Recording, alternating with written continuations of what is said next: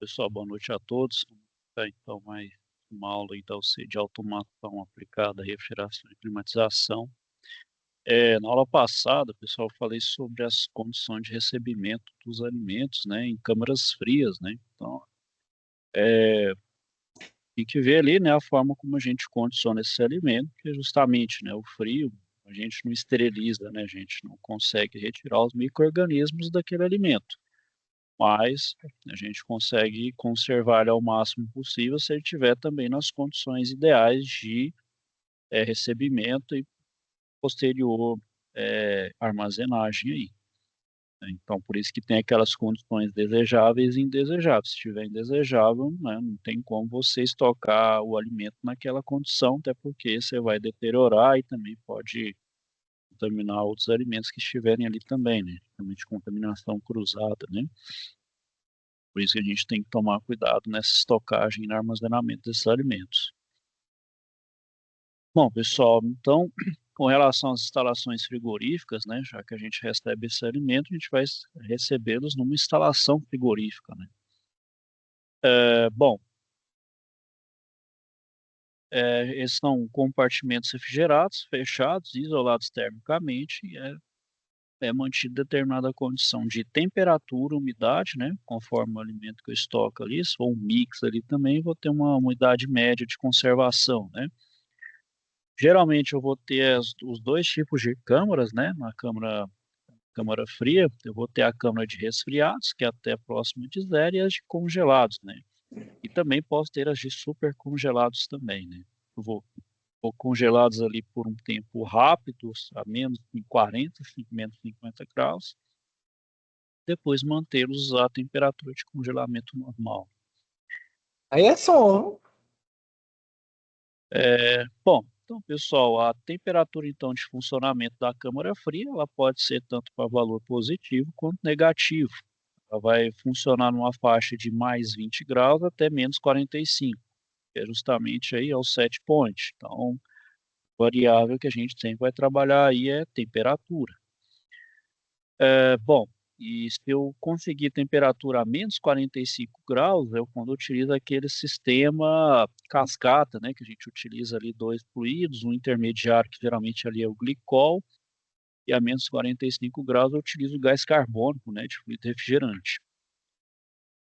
Aí ele chega nessa temperatura extrema. Bom, e também, né, uma coisa que é de extrema importância na câmara fria é a estabilidade, né, pessoal. Então eu preciso garantir a temperatura constante de armazenamento, né. Se eu ficar oscilando muito essa temperatura, eu vou ter momentos ali que eu vou favorecer vou favorecer ali a multiplicação dos micro-organismos, né, dos patógenos, também a ação das enzimas, né, para poder deteriorar aquele alimento. Então, tem que manter ele constante. Então, por isso que eu também tenho que ter uma boa automação na questão de estabilidade de temperatura, para evitar, né, problemas, né. Então, se eu tiver um degelo e um descongelamento de forma acidental, não programada, é um problema. Eu posso estar isso não só na estocagem também, né, na estocagem, no armazenamento do alimento, mas também num processo. Então, por exemplo, numa fábrica aí de leite, que eu preciso fazer ele a uma temperatura controlada aí, se tiver uma temperatura alta ali por um tempo, eu tenho que jogar toda aquela matéria-prima fora, né. Aí eu tenho prejuízo, né, um suco, qualquer outro alimento ali que eu preciso manter uma temperatura baixa, por exemplo. Bom, continuando aí, pessoal.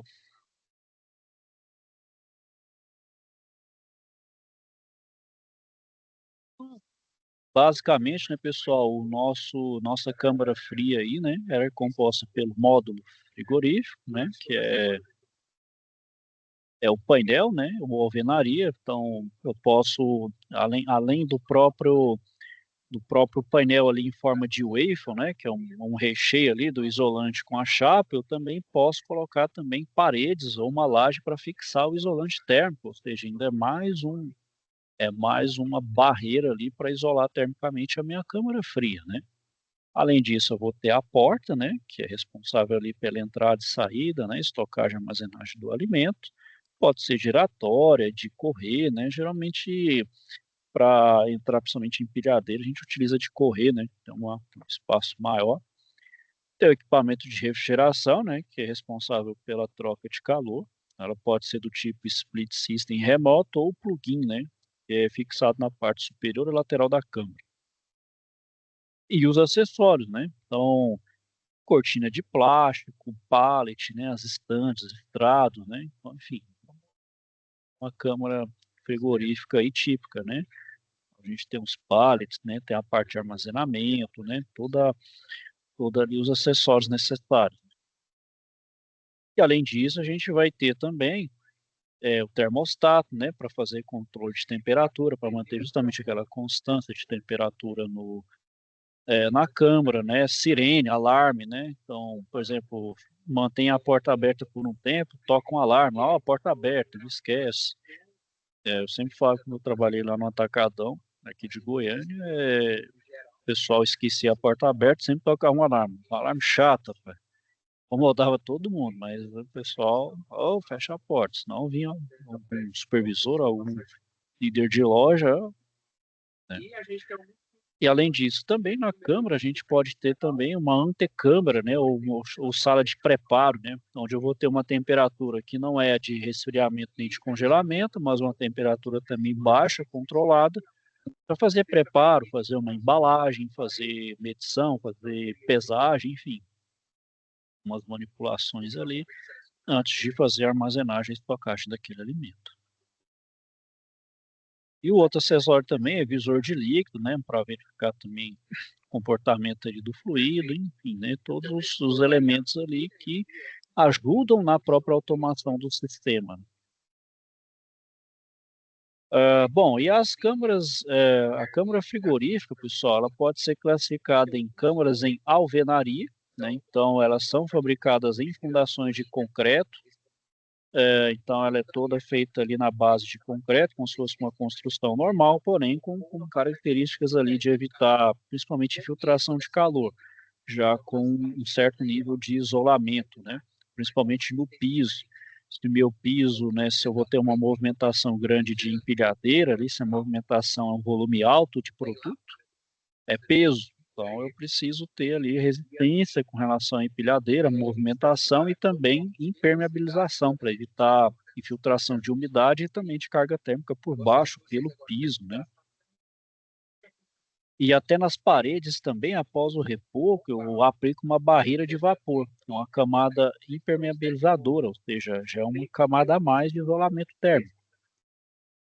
Outro tipo também que a gente tem é as câmaras pré-moldadas, né, que são aqueles painéis isolantes modulares. Então, nesse caso aí é mais fácil, né, como é pré-moldada, é só fazer os encaixes com a rebitagem e o isolamento com silicone, né?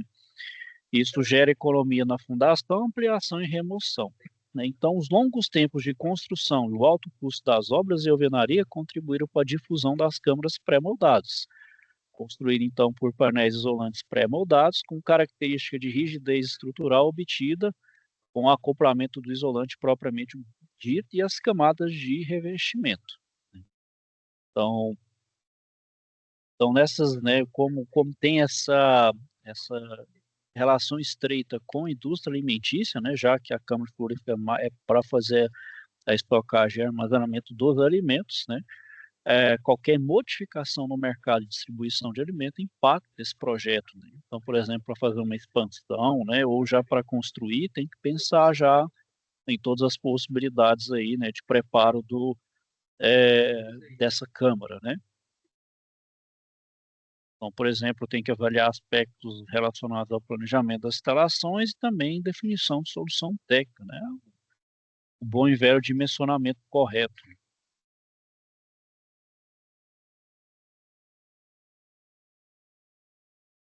Então tem aí, pessoal, ó, uma montagem de uma câmara frigorífica.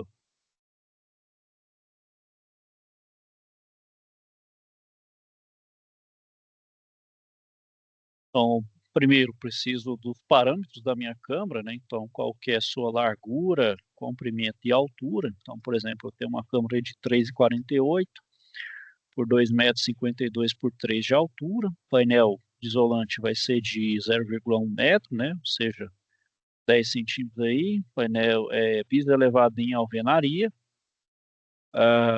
porta giratória de 18 por 8 com soleira, né? Ô, professor, Oi, pode falar. o senhor tá dividindo não a tela não com a gente. Ei, mas mal isso, Sandro. Vendo aqui. Novo agora. Valeu, professor. Agora sim, né? Então vocês estão prestando atenção na aula aí, ó. Aí sim. Bom, tudo bem, pessoal. Vamos lá. Os parâmetros da câmara fria. Preciso saber então as dimensões. Então, por exemplo, eu tenho uma câmera de 3,48 por 2,52 por 3, painel de 0,1 metro ou 10 centímetros aí, né? Piso elevado em alvenaria. Porta giratória de 1,8 por 0,8 metros com soleira. Então, tem aí os parâmetros, né? Definir então os parâmetros, a porta. Agora eu tenho informação do piso. Então, meu piso vai ser feito de alvenaria, um perfil U para fixação, olha lá. Então, dimensões 0,04 por 0,10 por 3, 4 pontos. Então, tem um painel da parede, olha lá, 1,16, 0,10, 2,90, 10 painéis. Então, esses painéis geralmente são comerciais, eu tenho que ver o tanto ali para gerar, né? Aí tem o teto, olha lá, 1,16, 0,10, 2,52, 3 painéis. Professor, Sim, pode falar. interromper. O piso, quantas camadas são? Detalhe Ó, do piso, isso aí come- já ia mostrar agora, né? já ia falar agora, ó. Então, por exemplo, olha lá, um primer para manta asfáltica, uma área interna de 7,6, aí depende do tamanho, né? A própria manta, as placas GPS para piso, né? Tá vendo? Tem toda, para evitar realmente, principalmente fuga do frio e também filtração de umidade, né? Que a umidade também ali em excesso é prejudicial, né? É, teria também uma umidade com teor de calor, né? Então isso também atrapalha. A sequência seria qual das camadas? Começando da base. Olha, deixa eu voltar aqui. Não tem como eu voltar.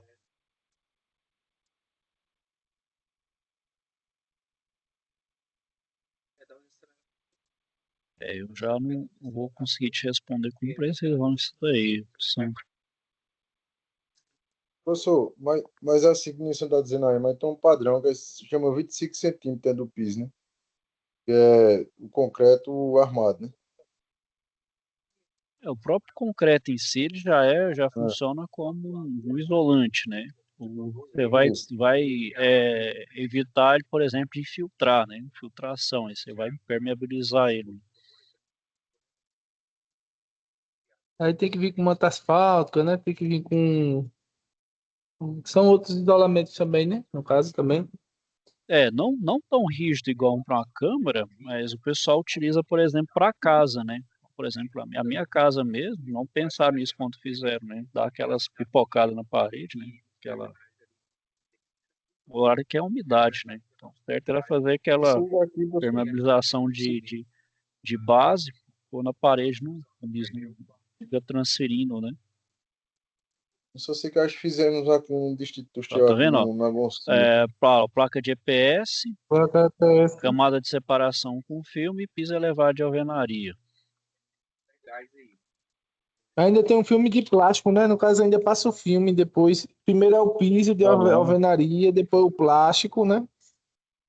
a lona, a lona, Isso, depois É, tá, por exemplo, a grade. até para evitar, por exemplo, você faz uma limpeza na câmara, você conseguir retirar essa água, né? De certa forma, ela não se empoçar em algum lugar, né?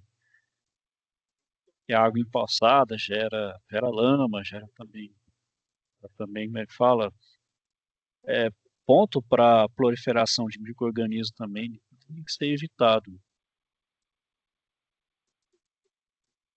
Bom, e justamente, né, o isolamento é para a gente evitar a carga térmica, né? Então a gente tem que reduzir ela, né? Bom, então, material de pequena densidade, maior número de poros é considerado aí um bom isolante térmico. para aplicação em câmaras frias, eu tenho que ter essas seguintes características, né? Que o isolante tem que ter coeficiente de transferência de calor em coerência com o custo. Então, aqui é o chamado custo-benefício, né? O tanto que o seu cliente está disposto a gastar, né? Então, por isso aí, né, Cristóvão e Sandro, nem todo cliente que você vai trabalhar aí com a câmara frigorífica ali, ele vai querer gastar com aquelas mantas ali, né? Porque vai ser ter um A custo gente ali fez um amarrado. aqui, professor, aqui no Oi? distrito, no Agoncil, aqui no distrito industrial aqui. Eu fiz uma menina, foi só assim que foi. Acho que passou primeiro a manta, né? Depois passou a lona, aí passou a armação de ferro, depois o concreto. Aliás, passou até em isopor, botou até em isopor, botou. Depois isopor foi a concreto, né?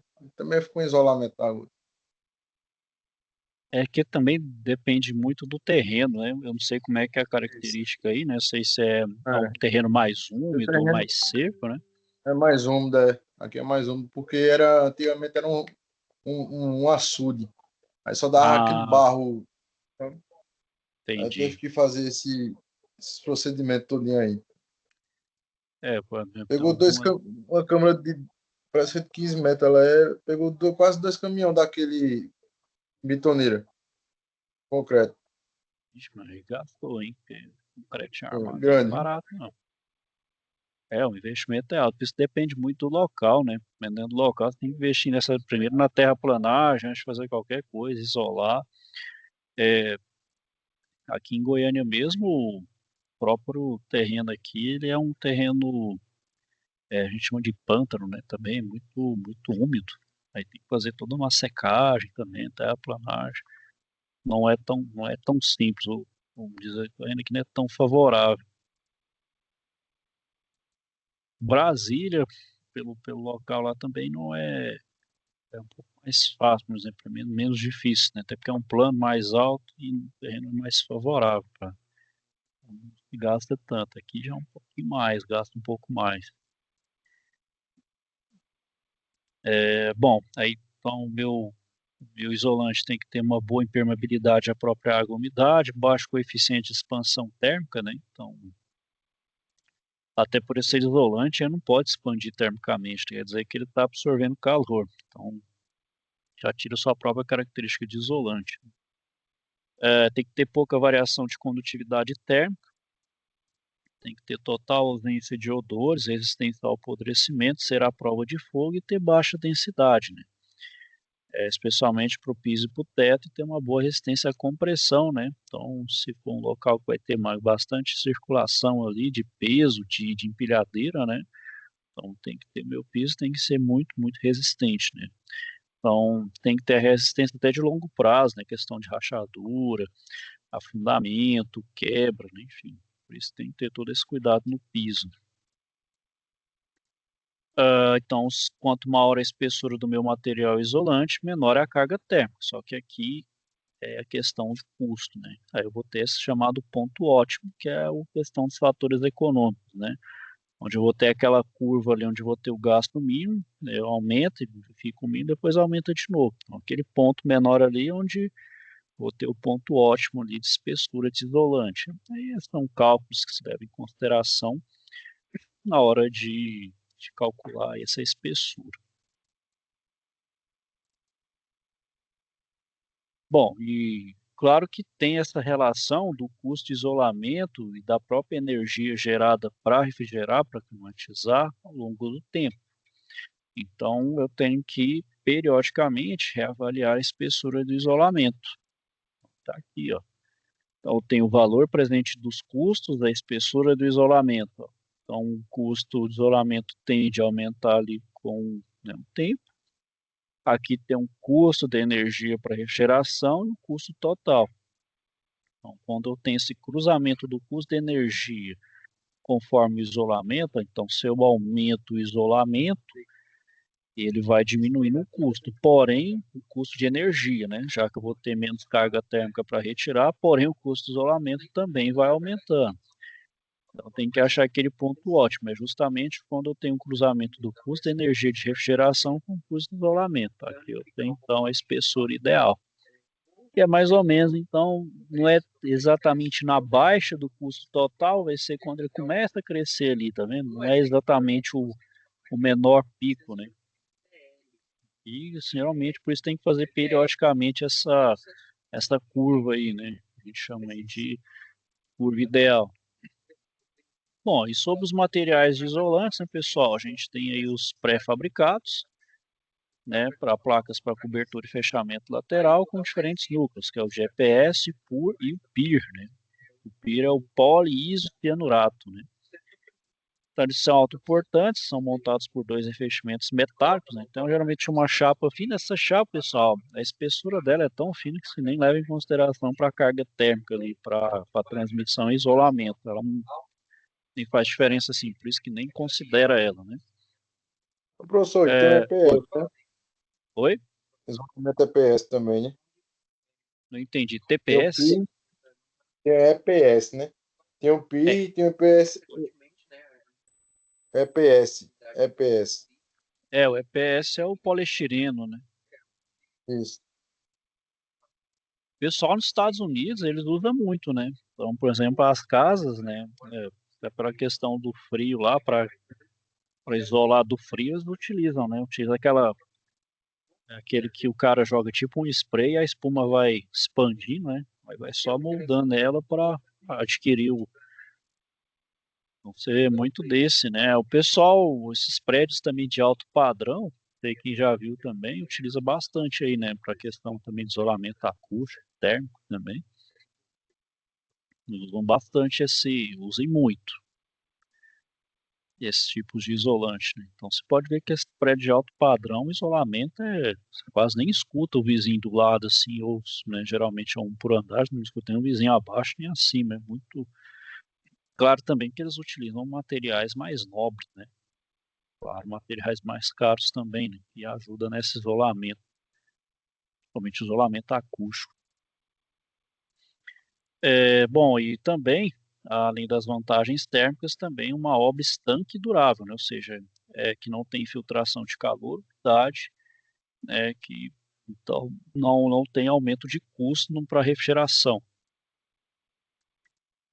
E, bom, e aplicação, né? Por exemplo, indústria farmacêutica, veterinária, alimentícia, de embalagem. Então tá aí, pessoal. Então os materiais é o poliuretano, que é o material plástico termofixo, então, que é o termofixo, né, chamado de termorrígido. Então é um plástico cuja rigidez não se altera com a mudança de temperatura, né? Então ele não se altera, né? Ele mantém com aquela rigidez independente de temperatura. E o termoplástico é aquele que é mais maleável, né? Ou seja, ele amolece e até funde dependendo do calor. Aqui que se deforma com mais facilidade, né? O termofixo, ele já é a gente chama de plástico estrutural, ou seja, ele pode servir como uma estrutura, ele não se altera, né? Então, por isso que ele vai ter essa rigidez. Então, ele é mais resistente à temperatura. E como é que ele é obtido? Reação química de dois componentes líquidos em presença de catalisador. É retardante à chama, né? Ou seja, a fogo. De fato, ele precisa ser isolante, né? Também de fogo. Classe R1 conforme NBS 7358. A gente vai ter o PIR, né, que é o poliisocianurato. Ele é proveniente de minerais de rochas vulcânicas, ele é incombustível e ecologicamente correto. A gente tem o lã de rocha, né, que é um material proveniente de minerais de rochas vulcânicas, também incombustível e ecologicamente correto. E o EPS, né, que é o poliestireno expandido. Também é um material plástico celular rígido, resultante de polimerização do estireno com água. Então, também é mais um material estrutural, né, um plástico estrutural. Ele serve para estruturas, né? Ele fixa melhor, não mais resistente a fogo, né? Então ele não se deforma com facilidade. Porém, ele é mais frágil do que os próprios plásticos, os próprios termoplásticos, né? E pessoal, deixa eu tomar uma água aqui rapidinho.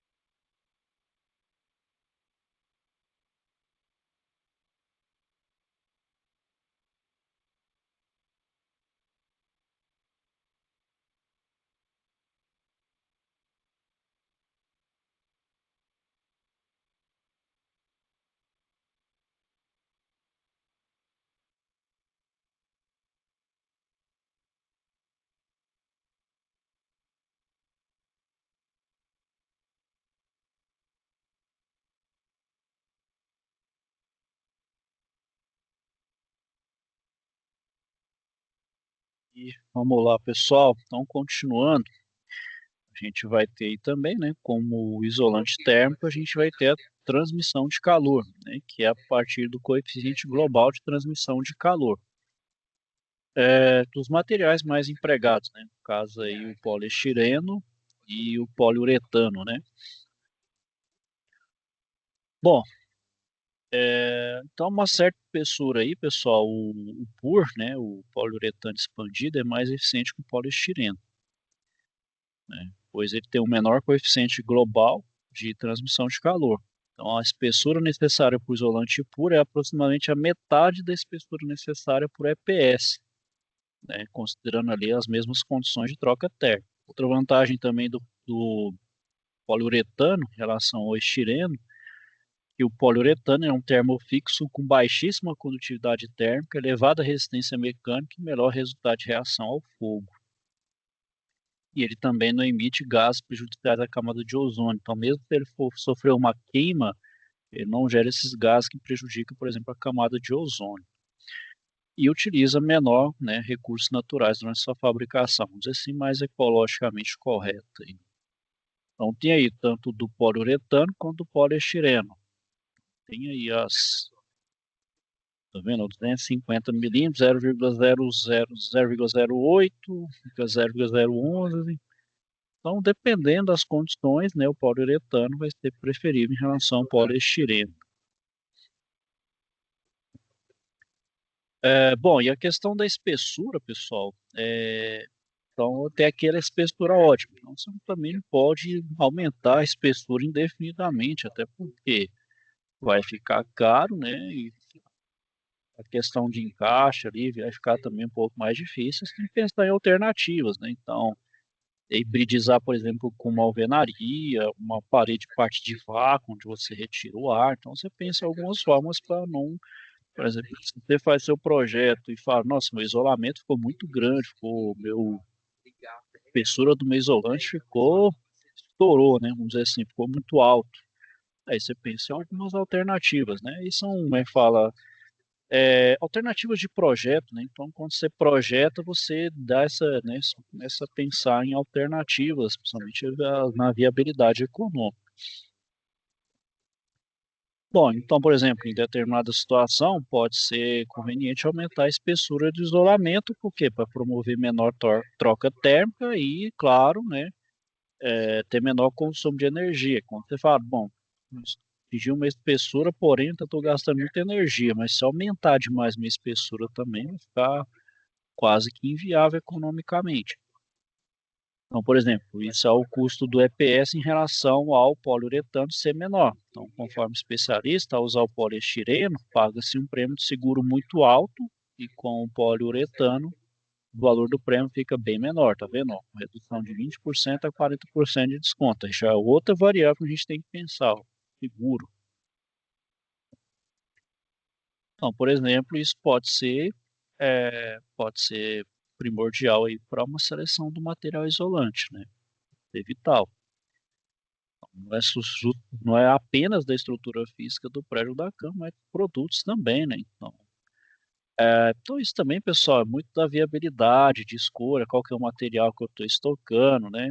Vamos supor, tem alimentos, né, pessoal, claro que vão ter valor agregado um pouco maior. Então, por exemplo, cortes nobres de carne, produtos de peixe ali, por exemplo, peixes importados, né? Coisa ali, você vai lidar com alimentos que são em maior valor agregado, você vai pensar nisso também, né? Então, sei lá, produto importado, congelado, você tem que pensar um pouco mais ali na estocagem desse alimento, né?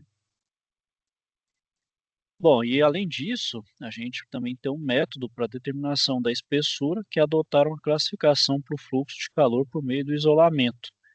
Então aqui, ó, um isolamento excelente, ele tem um fluxo de calor de 8 quilocalorias por hora metro quadrado. Já um ruim é acima de 15.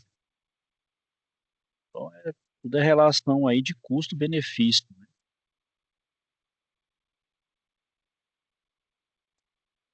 Fatores técnicos e de custo. Então isso aqui, pessoal, eu tenho aplicação dessa metodologia. Então, por exemplo, eu tenho uma temperatura aqui, ó, diferença de temperatura entre parede interna e externa. Então, a diferença entre a área externa e interna e a espessura do isolamento. Ó. Aí eu tenho os valores aí. Ó. Então, fluxo de calor, poliuretano. Então, por exemplo, se eu tenho 15 graus de diferença, aí aqui, claro, né, quanto maior a espessura, menos calor, né, menos eu tenho fluxo de calor. Aí eu acho um valor ótimo aqui. Sei lá, eu posso ir para 100 milímetros, tá bem adequado. Até 50 aqui já tá bom também, dependendo aí do... Aí, ó. O que eu falei, né, pessoal, lá o poliuretano, o pessoal utiliza também para isolamento termoacústico também. Aplica ali no forma da pistola, ele vai expandindo e adquirindo um contorno, ou seja, ele vai tendo a condição final aí, preenchendo cavidades, cavidade de alvenaria. Já falei aí, né? Para os Estados Unidos ele utiliza muito isso daí. Bom, e também, pessoal, as barreiras de vapor. Então, por exemplo, um espaço refrigerado, ele pode absorver vapor devido à diferença de pressão de vapor, então, entre o ar externo e o ar interno. Essa migração de umidade através de uma parede vai diminuir a eficiência térmica e também danificar o material isolante. Então, isso também reduz a vida útil.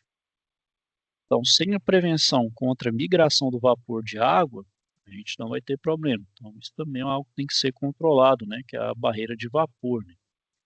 Então, por exemplo, em câmaras acima de 0 graus, a umidade migra por meio das paredes e pode se condensar no interior do material isolante térmico. Então, provoca diminuição do efeito isolante. E é justamente o que pode acontecer. Como não fiz o isolamento correto do piso, ele pode ir da parede, ou do piso para a parede e se propagar no isolante. Aí isso diminui a eficiência dele. Já nas câmaras que vai dar de congelamento, que é abaixo de 0 graus, então é a possibilidade da água condensada congelar no interior da parede o material isolante. Aí, então, por exemplo, ela se congela, né, o gelo expande, né, o gelo tem aquele expansão de volume. Né? Então, se ele tiver ali absorvido no isolante, ele quebra, né, ele estraga o isolante, ele rasga o isolante. Então, quando eu construo um frigorífico e vou isolar ele termicamente, eu preciso também evitar a migração do vapor de água. Então, não é apenas do calor, é o próprio vapor da água aí. Então, eu aplico sobre as paredes dos espaços refrigerados uma membrana estanque, que a gente chama de barreira de vapor. É um material que impede o vapor da água de entrar em contato com o material isolante, ou seja, eu faço um isolamento do isolamento. A gente vai ter, então, três tipos, né, de barreira de vapor. A gente vai ter uma fina camada de fluido ou plástico aplicado na superfície exterior do isolamento, então em pisos, paredes e teto onde ser colocado. Então é asfalto, emulsão betuminosa, resinas poliméricas. Então aí, né, Christopherson e Sandro, né, que você estava falando aí lá do piso, né, tem todos, assim como no piso, na parede também, né, até no teto. As películas de vedação, que vão ser finas camadas de asfalto, folhas plásticas e filmes de metal aplicadas na superfície do porte, né, quando isolamento interno, ou no final do isolamento, quando o isolamento for externo. Né.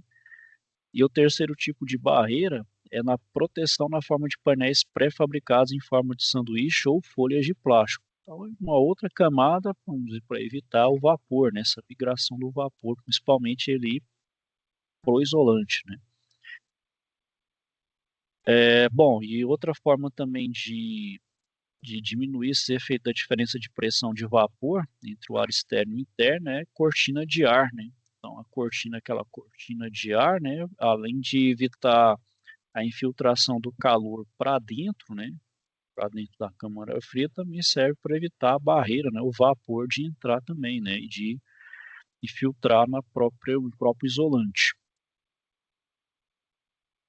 Bom, então essa cortina de ar é para proteger, né, a carga térmica e também que vai aumentar a temperatura e umidade no interior.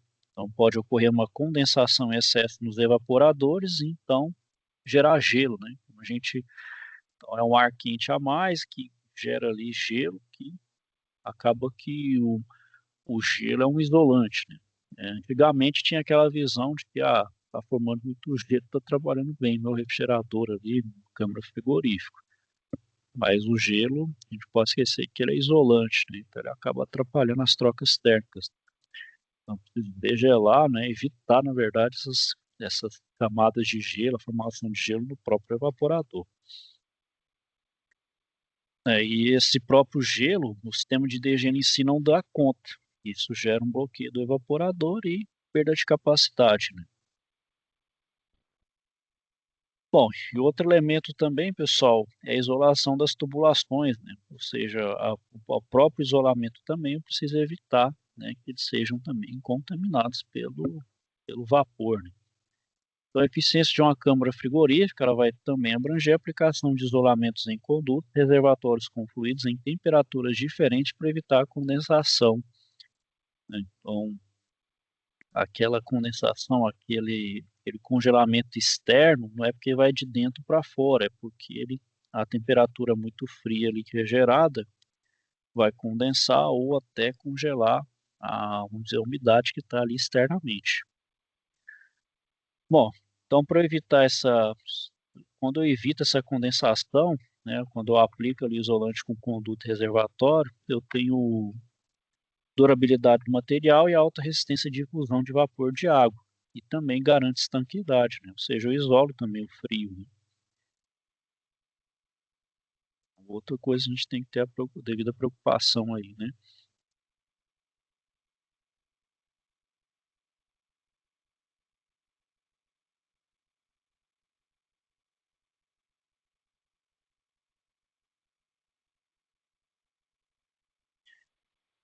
Bom, pessoal, e a porta na câmara frigorífica, por incrível que pareça, ela tem um percentual baixo no custo da instalação, né?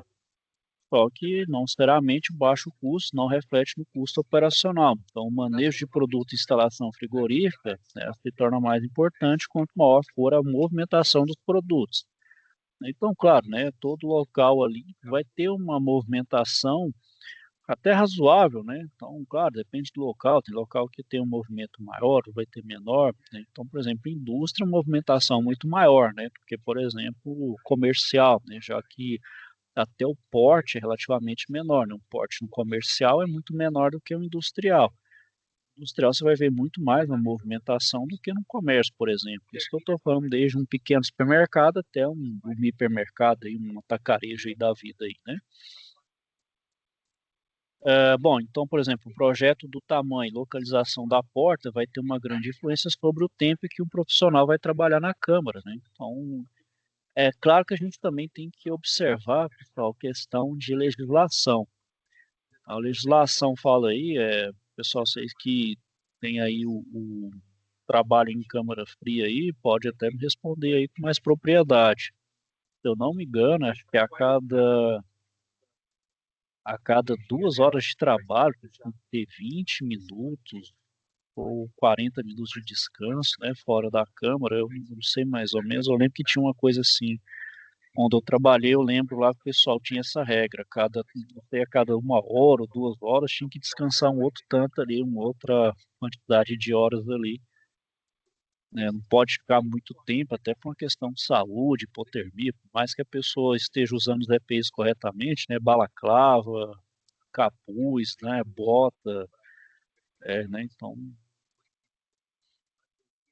eu sei que tem uma coisa da norma que fala nisso, né, além disso, né, a pessoa que movimenta também empilhadeira, é, né, então questão de velocidade, fechamento, posicionamento entre espaço refrigerado e local de recebimento, é, o local de recebimento, né, então supermercado você tem que ter o local para receber a carga por caminhão, né, a porta tem que ser bem isolada, tem que ter a entrada do caminhão ali, né? Então, tudo isso levado em conta.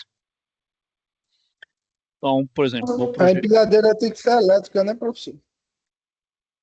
até por a questão da norma, né, pela própria câmara ser um local fechado, né, não tem janela, não tem exaustão, Então não pode nem ser a combustão, né? Sem falar a questão também, não tem sistema de exaustão, não tem fala, uma forma de filtrar, né? Então tem que ser elétrica mesmo. Como estou lembrando aí, é a questão do descanso. Eu não sei se era cada 1 hora ou 2 horas. Eu lembro que era uma coisa assim, a pessoa tinha que ficar 1 hora ou 40 minutos fora Professor, da câmara. Oi, 40 pode minutos, falar? acho que fazia aqui. Acho que fazia 40 minutos. Entrava um revezava, né? É a Pegava cada. manutenção que era congelado, aí demorava um pouquinho. Que hora? É quanto Aí tempo? 40 minutos, é. Aí ia um, aí ficava os 40 minutos depois saía. Aí o outro que tava descansando entrava. Eu sei que tem aí, Revezava. acho que a cada hora, não é? Tem uma coisa, não Isso. sei. Esse é 1 hora ou 2 horas, eu não tinha isso mesmo. O pessoal mesmo que fazia que era no supermercado, né? Era o pessoal os repositores de frios, né? Que, então trabalhava direto na câmara, eles tinham isso, né? Lá que tinha o pessoal lá que, bom, infelizmente eu era prevenção de perda também. Era da prevenção de perda, eu vinha cada coisa lá na câmara fria. Você viu o pessoal demorando lá, aí você via o cara consumindo os produtos lá dentro da câmara fria, consumindo sorvete, consumindo picolé, consumindo os produtos da para comer assim. Eu já Aí, fiz isso, professor. Já fiz isso também. Os danoninhos, tô falando, açaí. Era bom dentro da cama. É bom no verão. aí, lembro, nossa, na época de calor, para os caras, beleza, né? Pô? Era um ar-condicionado. Bom, mas retornando aí, né, sobre as portas, né, fala sobre o tamanho das portas, então tem que ser grande o suficiente para se for, por exemplo, usar empilhadeira, né, para entrar com os pallets. Então, por exemplo, um pallet é padrão, né, então em largura de 1,2 metros e as portas, então, tem que ter pelo menos 1,80 m, né. É o tamanho das portas disponíveis no mercado, então 1,5 por 1,5, 2,10, 4,3 ou faz 1,5 por 2,10 ou 4 por 3 por 4 por 3, né? Seu tipo e sua velocidade de abertura também influencia o tamanho. Supermercado geralmente é manualzão mesmo, né? E fechar lá, né? Atacadão mesmo, nada, era até automático lá. Tudo era manual. Só não sei como as planilhas ainda eram feitas na mão ainda. Rapaz do céu. A gente foi colocando a ideinha no povo lá para ir melhorando as ideias, os processos lá. Bom, o número de portas, pessoal, é influenciado diretamente pelo volume de movimentação dos produtos e pela passagem de empilhadeiras ou paleteiras. Então, esse número deve ser selecionado adequadamente para atender, né, o tempo necessário para as movimentações de carga e descarga de produtos. Então, por exemplo, se houver 432 pallets para serem carregados e tipicamente o tempo de carga ou descarga de uma câmara fria de 20 minutos para 20 pallets, será carregado um pallet por minuto, ou 60 por hora. Então, são requeridas aproximadamente 7 portas na câmara fria para atender a demanda. Então, tem que saber essa estimativa de movimentação, a quantidade para fazer carga e descarga, né? Para fazer uma estimativa ali razoável. E também estimei o número de portas, necessário também verificar como distribuí-las de forma organizada, né? Então, para não ficar uma porta muito próxima da outra, não ficar uma coisa muito desorganizada, né? Sobre os tipos de porta também, né, pessoal? Então, vou fazer essa ligação entre o ambiente externo e interno. Então, a porta, né, ela é estrutural devido à questão de isolamento térmico, né? Então, tem que instalar muito bem, fazer a chapa que vai, por exemplo, encaixar ali fazer a chapa que vai encaixar, fazer a pressão ali da borracha com o portal, né? Por exemplo, as portas vai e vem, as giratórias de correr, né? Então, todas têm que ter uma boa movimentação e também encaixe de pressão ali de borracha com o portal, para justamente ter o devido isolamento e a minimização de perda, né, de frio, né? Velocidade de abertura e de fechamento, geralmente 0,6 metros por segundo a 1,2. Eu falei, supermercado dificilmente vai usar isso aqui, ó, vai ser manual mesmo. Geralmente uma porta pesada, tem uma alavanquinha lá, ajuda no fechamento. Mas se utilizar um sistema elétrico com atuador, essas são as velocidades típicas de velocidade. Tem um pouquinho alto aí. Então, eles tomam cuidado também, dependendo ali se aplica uma NR12, né, até para não evitar que a porta, por exemplo, prense alguma pessoa, né, de forma inadvertida ali. Né. Posso utilizar aí tema de segurança, né, até para não gerar nenhum acidente para o operador. Bom, e o posicionamento de portas, né?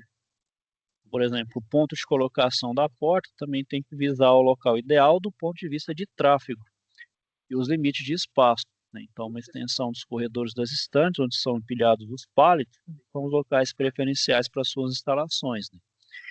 Além disso, né, os espaços entre as portas devem ser adequados para não atrapalhar o tráfego. Tem que ser bem posicionado, pessoal. Então, tem que ter uma noção de estar, por exemplo, os locais para armazenagem, a própria movimentação para manobra da empilhadeira, pessoas, né? Então, nem sempre vai entrar uma pessoa com empilhadeira, vão ter pessoas ali dentro. Então, toda essa questão da circulação e o cuidado, né? E também a iluminação, né? Também primordial. Bom, pessoal, então era isso que eu queria falar com vocês aí hoje. Então, alguma dúvida aí, questionamento?